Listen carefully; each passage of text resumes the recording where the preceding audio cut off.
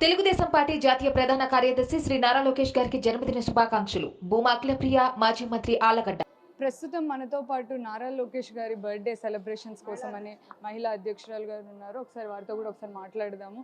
ఏంటి మేడం, ఎట్లుంది పరిస్థితులు? అలాగే ఆంధ్రాలో ఎవరు గెలవబోతున్నారు ఈ ఎన్నికల్లో?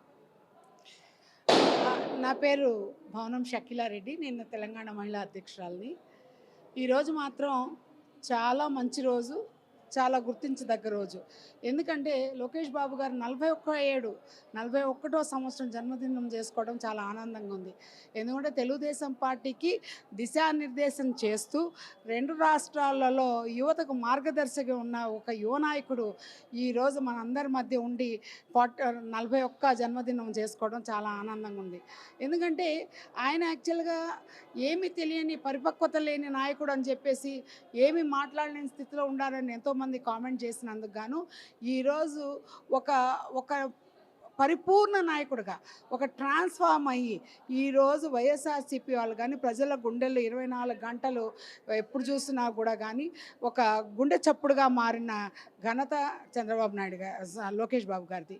ఈరోజు 226 రోజులు పాదయాత్ర చేసుకొని 3132 కిలోమీటర్లు నడిచి ప్రజల కష్ట నష్టాలు తెలుసుకొని ప్రతి ఒక్కరిని ఇట్లా మాట్లాడుతూ, టచ్ చేస్తూ, వాళ్ళ కష్టాలు విని తన పక్కన ఉన్నందుకు గాను మేము నిజంగా ఆయన యువ నాయకుడు రాష్ట్రంలో ఇంత బాగుండడం చాలా ఆనందం. తెలుగుదేశం పార్టీ ఎక్కడుంది అన్న వాళ్ళకందరికీ ఇప్పుడు చెంపపెట్టు. ఎందుకంటే ఎన్టీ రామారావు గారి మనవడుగా, చంద్రబాబు నాయుడు గారి కొడుకుగా, బాలకృష్ణ గారి అల్లుడుగా ఒక యువ నాయకుడు నిజంగా ఇలా రావడం అనేది ఆ తల్లి తండ్రి చేసుకున్న పూర్వజన్మ సుకృతం అని నేను చెప్తున్నాను. ఎందుకంటే మీకు ఒక్కటి చెప్తున్నాను, రాజకీయాల్లో రాకముందే ఈరోజు సంక్షేమ నిధి అనే ఒక కాన్సెప్ట్ను తీసుకొచ్చిన రూపశిల్పి లోకేష్ బాబు గారు. ఆ సంక్షేమ నిధిలో దగ్గర 100 కోట్ల వరకు, 100 కోట్ల రూపాయలు ఆయన ప్రజలకు పంచారంటే ఎంత గొప్ప మనసు ఉందో లోకేష్ బాబు గారి గురించి ఆలోచించాలి. అలాగే 50 కోట్ల 60 కోట్ల రూపాయలు ఖర్చు పెట్టి హాస్పిటల్లో ఉన్న వాళ్ళకి విద్య కోసం, వైద్య కోసం, తర్వాత పెళ్ళిళ్ళు, కొత్తగా పెళ్లి చేసుకున్న వాళ్ళకి పట్టుబట్టలు ఇచ్చుకొని వాళ్ళకందరూ చేసిన ఘనత ఈరోజు లోకేష్ బాబు గారిది. అలాగే ఈరోజు తెలంగాణ రాష్ట్రమే కాకుండా ఆంధ్ర రాష్ట్రంలో కూడా ఎన్నో ఎన్నో ఎన్నో ఎన్నో సంక్షేమ పథకాలని రూపుదిప్పింది. ఈరోజు 6 స్కీమ్స్ ఎలక్షన్స్ కోసం వాళ్ళు డిక్లేర్ చేసినా కూడా దానిలో మహిళలకు ఎక్కువ ప్రాధాన్యత ఇచ్చారంటే లోకేష్ బాబు గారు చెప్పడమే మాకు తెలిసింది. సో ఈరోజు ఒకటే చెప్తున్నాను, రాజకీయం ఎక్కడుంది అన్న వాళ్ళకి, రాష్ట్రంలో ఈసారి ఎవరు వస్తారన్న వాళ్ళకి అందరికీ ఒకటే సమాధానం.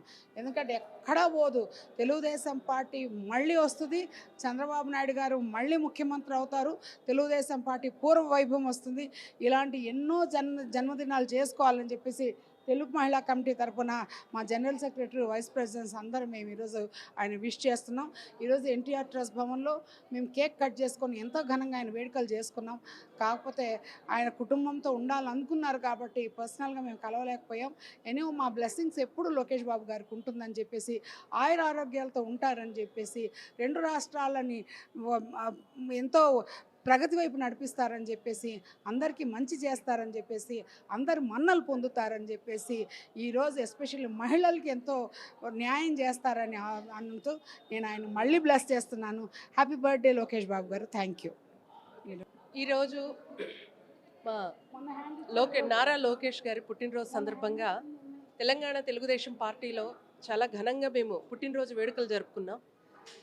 నారా లోకేష్ గారి గురించి చెప్పాలంటే మనము ఆయన ఎంత ట్రాన్స్ఫార్మ్ అయ్యారో తెలుసు. యాక్చువల్గా ట్రాన్స్ఫార్మ్ అనేది జగన్మోహన్ రెడ్డి వాళ్ళ ప్రభుత్వం, వాళ్ళ పేటీఎం కుక్కలు ఏదైతే మాట్లాడుతున్నారో వాళ్లకు ట్రాన్స్ఫార్మ్ అన్నట్టు అనిపిస్తుంది. కానీ నారా లోకేష్ గారు ముందు నుంచి ఎంతో అభివృద్ధి పథకాలు ఆయన మంత్రిగా ఉన్నప్పుడే కాకుండా ఆయన ఎన్నెన్నో ఘనకార్యాలు చేశారు.